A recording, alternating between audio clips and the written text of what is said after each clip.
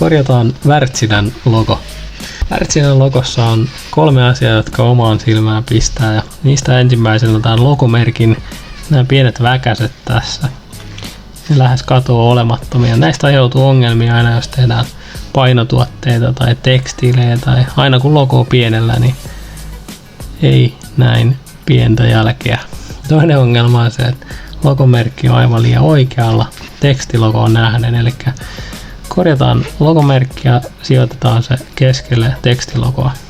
Kolmas ongelma on logon yleisilme. Se on vanhahtava ja kaipaa päivitystä.